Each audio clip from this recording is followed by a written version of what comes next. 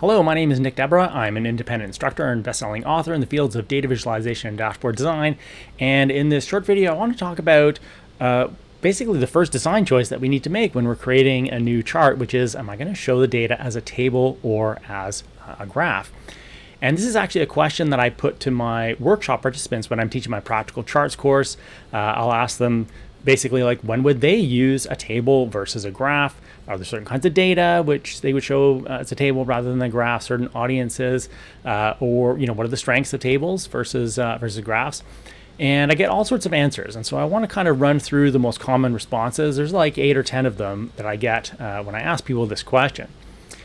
Probably the most common answer is, well, when the audience needs to see exact values. And of course, a table is going to give us that, right? We're going to get the exact values right down to the last dollar or decimal point or whatever. But when I'm in a situation like this, I'll almost always also show a graph, because as we'll see, graphs have some pretty significant advantages. And in a situation like this, we kind of get the best of both worlds, right? We get the advantages of a graph and we get the high precision of a table. Another common answer is when you need to, quote unquote, just show the data without saying anything about the data, because people generally think of tables as being kind of neutral or sort of interpretation free. But I don't think that's actually true. Even with a simple table like this, where we're just looking at our expenses and budget for 5 departments, there are actually a lot of different ways we could have designed this table. For example, we could have shown the deviation of expenses from the budget in dollars, deviation in percentage. We could have shown a breakdown by region instead of by department. We could have added a total or not, or we could have shown breakdown by quarter, right, showing how these are changing over time, or by month, and on and on and on. And so in that sense, tables aren't really different than graphs, because there are all sorts of design choices that we need to make based on assumptions about why we think the audience needed to see this information. And so I don't think they're any more or less neutral than graphs. And they're just not the kind of objective or interpretation-free charts that people often assume them to be, unfortunately. Another common answer is, people say, oh, I need to use a table when I want to show both details or parts and totals in the same chart, right? So here we have some details and also totals. And of course, the details or breakdowns or parts are always going to be smaller than the totals. So people think, oh, I have to use a table here. Well, actually, there are stacked bar charts and stacked area charts and other chart types that can allow us to very comfortably show data as a graph, even when we're showing totals and breakdowns in the same graph. Another common answer is people say, oh, I need to use a table because my data has outliers, right? Values that are much greater than the others. And they tend to think, oh, my chart is going to be messed up because the smaller values are going to be too hard to see. However, using one of my favorite data visualization tricks, which are inset charts, we can actually show data with outliers as a graph, right? And so we kind of get the best of both worlds. We can see the outlier, but we can also kind of blow up the smaller values to see them clearly. And this works with pretty much any chart type, right? We can use this with line charts and scatter plots and, like I said, just about anything else. So we didn't have to use a table here just because we had outliers. Or when the data contains different units, right? And so here I've got some donation data, and I have an average donation amount and donor satisfaction rating and average household income, apples, oranges, and bananas, and people think, oh, got to show this as a table. Well, no, we could use what I call a merged chart. In this case, I have 3 bar charts that are merged together. And so we didn't have to use a table, and I could even use what's called an index chart. I can do some math and kind of normalize these values so that they're all on the same scale, like for example, change versus the first day in this case. So again, didn't have to use a table just because I had different units. Oftentimes people will say, oh, we have to use a table when our data has a more complex structure, right? Lots of variables. In this case, we have product categories and we have different units of measure like sales in dollars and units and profit and average discount. Again, apples, oranges, bananas. And we also have time, right? So lots of variables here. Well, actually, we can show this kind of information as a graph. This is trickier. It does require some practice and some thought to be put into it. But if we think about the alternative, which is to show people a big wall of numbers, something like this is going to be probably more useful, even though it'll take them a little longer to grasp it. It might take them 15 or 20 seconds to understand a chart like this, but it's still way easier than looking at a big wall of numbers. Another common answer is when the audience prefers tables. They tell us, say, I'm a table person. I've been looking at tables all my life. This is often what people with financial backgrounds will say, accountants, CFOs. But when I say that, I do a simple demonstration with them, and I can do the same thing with you. You can try it yourself. I'm going to show a simple table like this. We're just looking at monthly revenue for 2 regions across 12 months, so 24 values, pretty simple.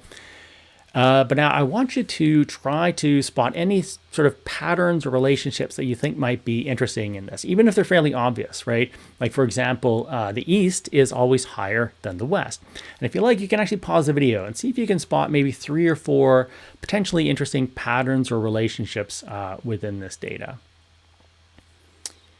So if you give that a try, now I'm going to give you the same task, but I'm going to show this exact same data as a graph instead of a table, right?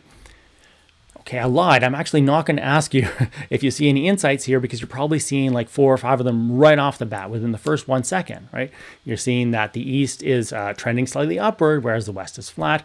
The East is more volatile than the West. There's that kind of double dip in September. The East has that sort of cyclical quarterly pattern, which the West doesn't have, right?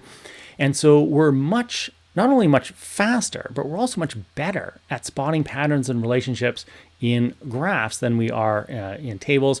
And cognitive scientists have actually understood why this is the case for quite a while, really since the 1950s or so. And so when I do this demonstration with people who have financial backgrounds even, they're often like, oh my goodness, what have I been missing by only looking at tables? Another common answer is, we have to use a table when we have lots of values. When you think about it, that's actually probably a good time to use a graph, because if you look at a tree map like this, which is showing 100 values, imagine what this would look like as a table, right? It'd be a huge wall of numbers, very difficult to read. And in fact, that's the case, whenever we have a large number of values, the alternative here is a massive table that is going to be extremely difficult to interpret. So I think this is really a reason to actually use a graph rather than using a table. Or when none of the values are actually directly comparable to one another. And this is a case where I think actually using a table would make sense. It'd be a situation like this, right? We're showing a bunch of different key metrics, a bunch of different KPIs, and we have funds raised in millions, and we have, admin overhead, percentage, donor satisfaction on 10, apples, oranges, bananas. And if we were to show this all at least within the same graph, it'd be kind of confusing. It'd be kind of weird looking, right? We're sort of invited to compare these values directly with one another, and yet they're not really directly comparable. And so this is a case where I think, using a table with no accompanying graph would be probably the right choice. And so where does this leave us? Are there times where it would make sense to use a table only with no accompanying graph? Yes, but pretty rarely. In fact, myself, I will only use a table with no graph in one of 3 situations. The first is the one we just saw, right, where none of the values are directly comparable with one another, and so it's going to make sense to use a table with no graph. The other case would be when the sole purpose of the chart is to look up values, right? I know that this chart is only going to be used in a meeting where people are going to be asked very specific questions like, what were our insurance costs in Q4 of last year? It's just easier to look up values in a situation like that, as long as they're not going to be trying to compare values with one another or look for patterns, which of course, would be much easier in a graph. So it doesn't happen that often. And then the third one is where the sole purpose of the chart is to allow the audience to import the data into another application, right? So sometimes the audience might ask us for a chart, but they're just going to copy paste it into Excel or some other application, in which case, of course, don't waste your time making a graph because they're not even going to look at it. So ultimately, not very often, right, that we're going to have a table with no accompanying graph. So, by the way, this is kind of just a little tiny piece of my practical charts course, which lasts 2 full days in person or 4 half days online. Right? We talk about tables and, in fact, many other things, but like how to design tables well, for example. If you're interested in maybe improving, leveling up your data visualization skills by taking the course, there are 3 ways you can do it. I now have an on-demand version of the course, 6.5 hours of video and 45 lessons at a affordable price. I typically do 3 or 4 live public workshops every year, open registration, some of them in person, some of them online.